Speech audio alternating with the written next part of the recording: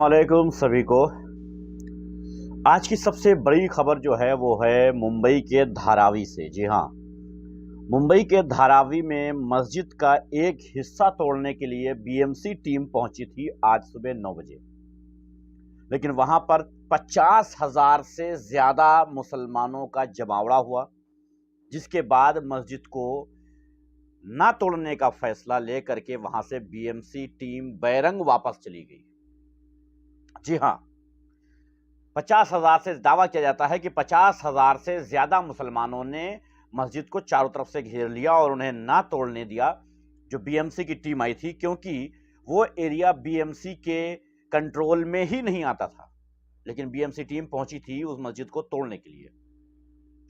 सबसे बड़ा मसला ये होता है कि हमें ये जानने की जरूरत होती है कि मस्जिद को जब कोई बुलडोजर जाता है गिराने और उस पर कहा जाता है कि अवैध मस्जिद का हिस्सा गिराने गए थे, वो क्या है।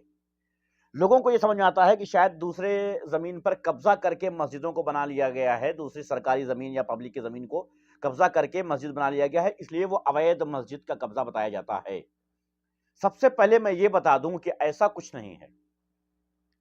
सबसे महत्वपूर्ण सवाल जो है, भारत में जितनी भी मस्जिदों को अवैध हिस्सा बताया गया है, वो अवैध हिस्सा कौन सा है?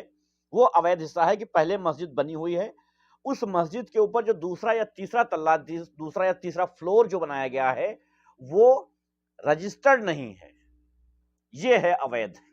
जी हाँ, जैसे आप अपने घरों में कुछ बनाते हैं तो उसका रजिस्ट्रेशन करवाते हैं, आप उसके ऊपर जो है आपको परमिशन लेना होता है कि भाई ये तल्ला मुझे और बनाना है, इसका परमिशन होना चाहिए।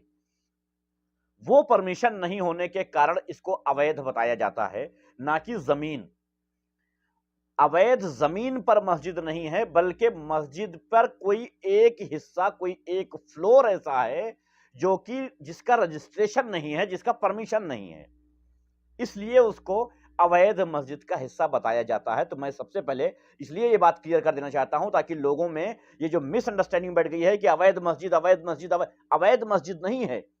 कुछ हिस्से का परमिशन नहीं मिला है और वो बन चुका है, उसका परमिशन अभी नहीं मिला है बनने का, बस ये मामला है।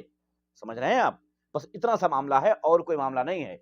और भारत में तकरीबन 89% धर्म स्थल ऐसे हैं, सभी धर्मों के, सभी धर्मों के, सभी धर्मों के, सभी धर्मों के 89% धर्म स्थल ऐसे हैं जहां पर कोई ना कोई काम किया गया है जिसका परमिशन अभी नहीं मिला है। कहीं कोई चबूतरा बनाया गया है जिसका परमिशन नहीं है, कहीं कोई सीढ़ियां बनाई गई हैं जिसका परमिशन नहीं है, कहीं कोई एक फ्लोर बनाया गया है जिसका परमिशन नहीं है, कहीं कोई गुम्बद बनाया गया है, मीनार बनाई गई है, कहीं कोई अब क्या बोलते हैं उधर मुझे नहीं पता, मंदिर के ऊपर का कोई हिस्सा ऐसा है जो परमिशन नहीं, मतलब ऐसा होता है। ये नॉर्मल सी बात है। जब कहीं कोई मंदिर छोटा पड़ जाता है तो उसके सामने चबूतरा बन जाता है ना। जब कहीं कोई मस्जिद छोटी पड़ जाती है तो एक फ्लोर और बन जाता है, तो वो ऊपर ही बन रहा है ना कि अलग। तो वो अवैध जमीन पर मस्जिद नहीं है, बल्कि मस्जिद पर अवैध हिस्सा है। अच्छा, अवैध कैसे हो गया? अवैध का मतलब ये नहीं होता है कि तुमने कब्जा कर लिया है वही अवैध है। अवैध का मतलब ये नहीं है कि मस्जिद वालों ने जाकर के कहीं जमीन कब्जा कर लिया, वो अवैध नहीं। कोई बताए ना, कोई फ्लोर बन गया है उसके ऊपर, उसका परमिशन नहीं मिला है, ये मसला है। अच्छा, परमिशन कैसे मिलेगा? भारत में मस्जिदों को, नई मस्जिदों को बनाने का कोई परमिशन मिलता ही नहीं है। भाई आजकल जो माहौल है, वो अगर एक ईंट भी लगाना होगा उसका भी परमिशन नहीं मिलेगा कि नहीं साहब आप ईंट नहीं लगा सकते मस्जिद में, मस्जिद बनाएंगे आप। अच्छा, वहां के जो विधायक जी हैं, धारावी के जो विधायक जी हैं, उनका कहना है कि ये लैंड जिहाद और लव जिहाद है। मैं उनसे पूछना चाहता हूं कि इसमें लव जिहाद कहां से आ गया? भाई एक फ्लोर मस्जिद का ऊपर बन गया है, तो ये लव जिहाद के किस एंगल से लव जिहाद दिखता है? इसमें लड़की कहां से आ गई भाई? इसमें लव कहां से दिख गया इनको? लव जिहाद का मामला है? और कहा कि भाई मैं बैठा रहूंगा धरने पर थाने के अंदर जब तक ये मस्जिद के टुकड़ा तोड़ा नहीं जाएगा। ये भी कह रहे हैं कि मस्जिद के टुकड़ा नहीं तोड़ा जाएगा तब तक मैं धरना देता रहूंगा, थाने में बैठा रहूंगा। है? और ये भी कह रहे हैं कि ये लव जिहाद का मामला है। भाई लव जिहाद कैसे होता है? नहीं हो सकता है कि जबान फिसल गई हो मंत्री जी की, क्योंकि विधायक जी अक्सर जो है फेंकते रहते हैं, तो फेंक रहे होंगे। भारतीय जनता पार्टी के हैं, कुछ भी कर सकते हैं। बहरहाल मेरे चैनल को सब्सक्राइब कर लीजिएगा और मुझे बताइएगा कमेंट्स में, क्या मैं किसी इशू पर पूरा एपिसोड बनाया करूं? जैसे मैंने वर्क बोर्ड पे बनाया है, आप लोगों ने अगर नहीं देखा तो प्लीज उसे देखिए। वर्क बोर्ड पे मैंने जो बनाया है वो वर्क बोर्ड कब से शुरू हुआ है, कब उसकी कमेटी भंग हुई है, कब दोबारा कमेटी बनी है, कब कौन सा कानून उसमें ऐड हुआ है और अब कौन से कानून के बदलाव हो रहा है, सब कुछ मैंने उसमें समझाया है।